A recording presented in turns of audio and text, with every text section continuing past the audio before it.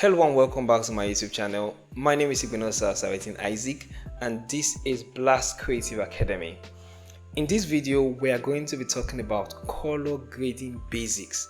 Yes, this is the basics of the basics. If you know nothing about colors, if you know nothing about color grading, this will be the video for you. Now, the principles you will learn in this video and in this course will actually enable you to color grade in any editing software whatsoever, be it CapCut, be it Premiere Pro, basically any video editing software. For the Mac users, you have your Final Cut Pro. Wherever you find yourself, the same principles of colors apply. So this first video is going to be an introductory video. We're going to be introducing you to colors and helping you train your eyes to understand the kind of colors to look out for, the basics of colors such as temperature, saturation, hue, and the likes. So let's get right to the video. The first thing we want to talk about is the software we are going to use, which is Davinci Resolve. Now, instead of just going right to the video, let's just walk through the process of downloading and installing this software. Now, to get this software, first off, it's very free. It has a studio version which is $300 for life, but the free version is also free. There is no watermark. In fact, you can export up to 4K resolution, any length of video for free. And 90% of the features in this software are available to use for free. Only some special features like some filters and all that you need to upgrade to studio to use. So unless you're a movie production house that really need those extreme plugins and filters, you can literally use the free version, and many people have been using it for years. Okay, so Davinci Resolve, though it's primarily a color grading software, it can also help you to do video editing, and literally the entire post-production process can be done right here in Davinci Resolve. So we're going to look at the interface very briefly, but we're going straight to the color page. But the nature of this video and the content of this video is not even about the software yet. It's about familiarizing ourselves with, when we talk about colors and color grading, we have to start with the basics. What are the primary colors of light? So the primary colors of light, you may have heard of RGB. RGB is red, green, and blue. Okay. Now, every other color are derivatives of RGB. So when you have a mixture, as you can see from this picture, when you have a mixture of green and red, you have yellow.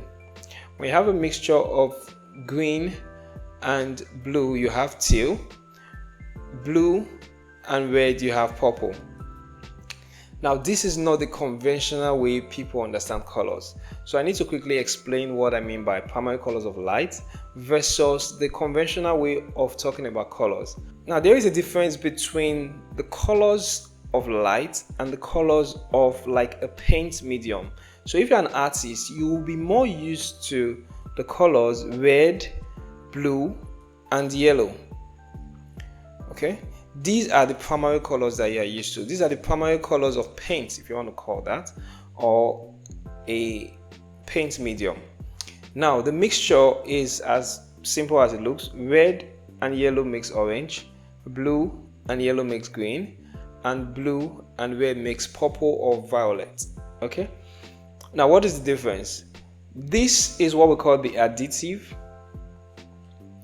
mixture of colors. Why? That of light is called subtractive mixture of colors. You don't have to worry too much about the technicalities, but what you should know is when you mix all your paints together, for example, you tend to have a gray or black color at the end of the day. But in light, when you mix all the colors of light together, you tend to have white light. Now, white light actually is a mixture of several colors of light. If you've ever seen a rainbow is actually white light that has been diffused through the cloud. So why do we need to understand this?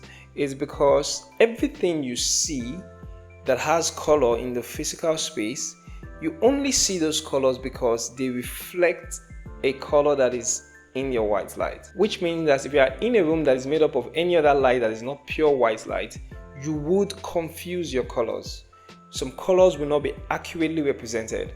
So that means that the moment you see a white couch, or the moment you see a blue couch, or a yellow shirt, or a red cup, what you're actually seeing is that material, that object reflecting a red light to your eyes.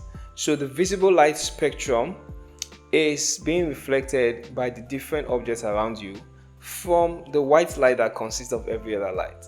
I hope I'm not confusing you. There are three basic properties of colors. We have the hue, we have the saturation, and we have luminance. So let's take a look at what this means quickly. Now, hue is actually your different colors. So when you talk about colors in itself, we are talking about the different hue of colors. And this is going to be helpful because in color grading, you're going to find a slider called hue. You know that the moment you push the slider to the left or to the right, you're going to be changing the color of the hue, as you can see right here in this video. The next property of colors is the saturation. Now, this is simply the intensity of the color. So highly saturated colors are colors that we can say they are vibrant, they are popping, they are very catchy and very attractive. You can usually find them in videos like commercials and product videos where you want to really catch the attention of the audience. So you see so much bright colors like the yellows and the greens and the blues. So saturation simply is the intensity of the color. So if you look at this color wheel, down this wheel, the color gets less saturated. Okay, so you begin to talk about, oh, the color is looking faded or looking dingy or gray, right? Now, the last property of color is the brightness or luminance. So luminance or luminosity or brightness or lightness, they're all the same thing. This just simply means the brightness of the color. So a color that is really bright is going to tend to be like a white color, while as the color gets darker, it begins to fade into black. So do not get confused with saturation and brightness. Thank you so much for watching this color grading lesson. I really did enjoy making it, and I am sure you enjoyed watching it.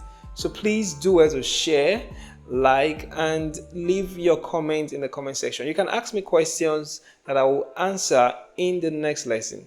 I'm excited for this journey, and I know you are too. And until next time, I'll see you again.